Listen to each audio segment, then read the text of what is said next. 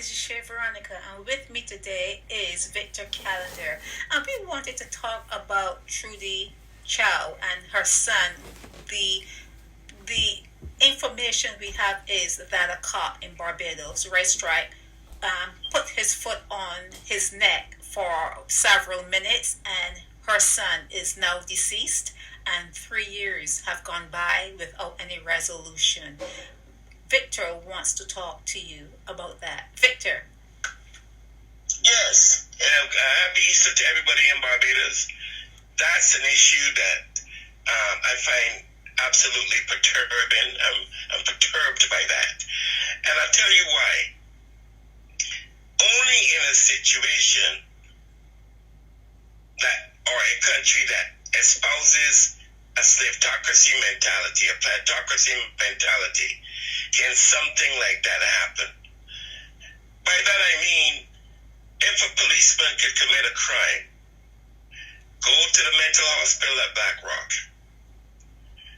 be determined to be mental based on his behavior, allegedly, where he eats his own feces, puts it in his hair, behaves in a way that purports to be mental. But then that person can come out of that institution, a mental institution, mind you, and be given his job back. Be back wearing a uniform, possibly carrying a sidearm, upholding Barbados' laws. Don't any of you think that there's something seriously wrong with that? A la the situation with Miss Chow. Her son allegedly had his died because of what a police officer allegedly did to him in Barbados. If it's been 3 years ago, nothing has been done or said about that. You have officers of the court and the Director of Public Prosecutions. The Attorney General of Barbados is also a peace officer and a lawyer in the court system in Barbados.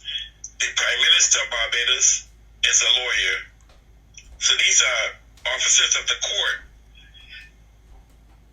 Most people at the high end of the police constabulary are lawyers or have gone to law school. So you're not dealing with a bunch of dunces here, and nothing has been done.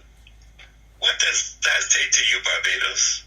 What does that say to you, Sherry Veronica? It says that Miss Chow does not have a rack to hang her head on. It says she is thinking that maybe justice is delayed, but she's not going to get justice in this particular case. If Everton Gittens can do what he did and come back and go back on the force like nothing has happened, nothing, they did not even inform Barbadians that he was back on the force, she's not going to prevail on any level, with what she's going through. She wants justice, and she's going to get just this. She's going to get just that. She's going to get just what they give her. She's not going to prevail. She's not going to get any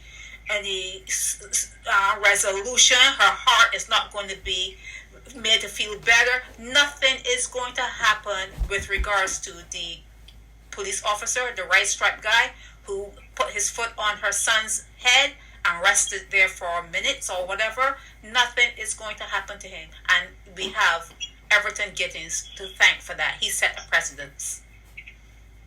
But, the thing is, when Barbadians talk about a constitution, Sherry,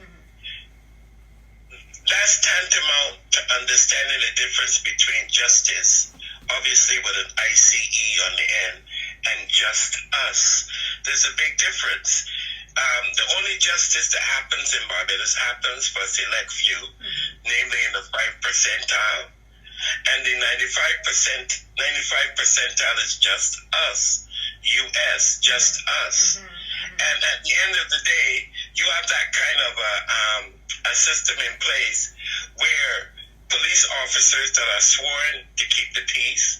Highest level of police hierarchical power is the prevention of loss of life and limb, followed by property, right? That's part of their duty.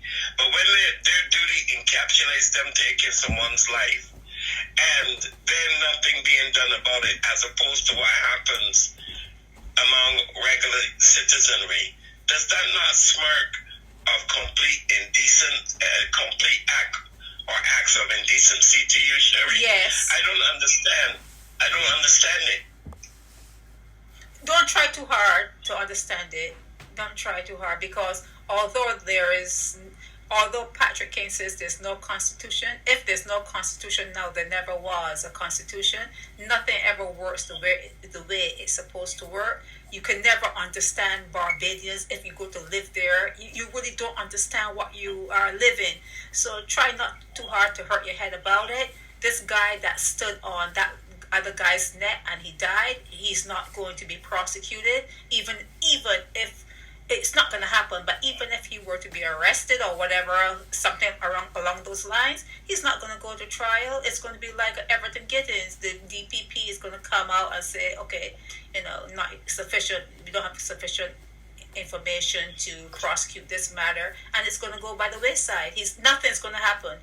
I hate to say this to her, but nothing is going to happen. She should go on with her life. Nothing is going to happen. It's Barbados. She lives in Barbados. And Patrick, to add to what you just said, referencing Patrick King, anytime they have a constitution, the constitution is going to be meant to come after you. Exactly. Remember that. Exactly. It can never be meant to work for you. Exactly. Because England has never had one, and it's still functioning. Many countries in the world don't have a working constitution, Patrick, in case you didn't know that. And, the Magna Carta, which came about in 1215, was supposed to have been engendered laws that had the universality to protect people from kings and unlawful leadership and unruly leadership, Patrick. From 1215 till now, you do the math. You tell me where that has served humanity.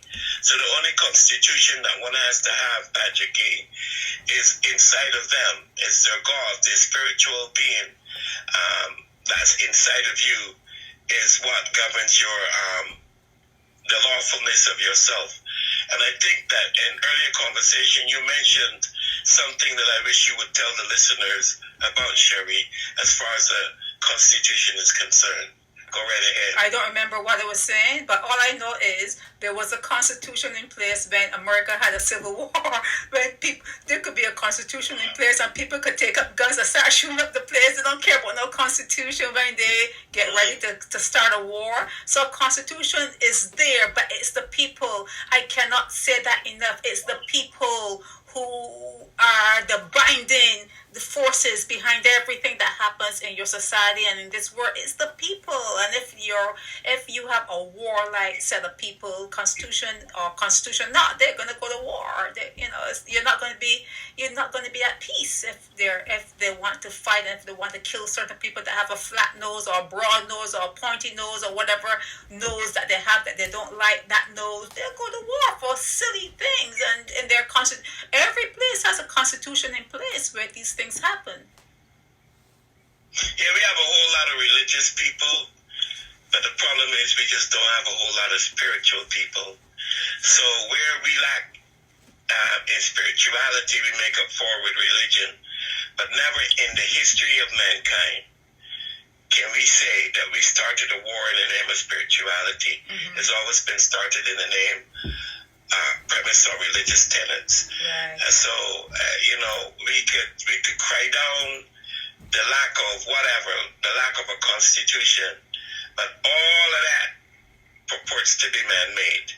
And when man creates something that's not built on spirituality, and it's funny that we're talking about that on Easter Day. Exactly. Because we would talk about all this constitutional stuff, but when it comes to us doing what's right as opposed to what's wrong, the one thing that comes back to my mind, Sherry Veronica, is this.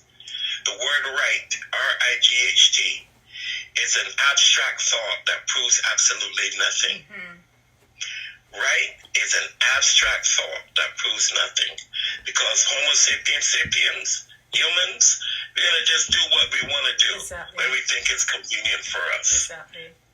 Exactly. Like I was saying to you earlier, I was at a stop light that was broken. It was not working. And the drivers made that intersection a four-way kind of intersection. And we all had eye-to-eye contact and we moved off. And it was very smooth. The constitution of that intersection was no longer there because you're supposed to wait for the green light before you proceed. But that was not working. So the human element always is intact. I'm telling you, once you have, a conscience and just as long as you don't want to be hurt and you have kids to go home to, you have some place to go, you want to get there safely and everyone cooperated and we all moved through. No light, we moved through that intersection seamlessly. We became the Constitution. We are above the Constitution. So I'm going back to Chow. Trudy Chow, she's not going to get anywhere. You live in Barbados, Miss Chow. You live in Barbados. You're not going to get anywhere with your grief. And I'm not saying to put it away because that's something that's going to go with you for your lifelong. But you're not going to get anywhere going into a Nation newspaper or any newspaper crying out for justice. You're not going to get it. You are in Barbados and there's a cloud. There's a cloud over Barbados and only God knows. Only God knows what will become of Bajans in the future. And the best way to understand the things that we create as a people is that we've gone from the plantation to being the most comfortable slaves on the planet. And when we don't have the ability in place to deny the reservationized mentality that most of us possess, is when we start to create for our children's children a difference in our lives. Exactly. We change, we break the mold. The greatest thing that we have that we can look forward to is an ability to not be slaves anymore, to stand for something, right? Or die for nothing.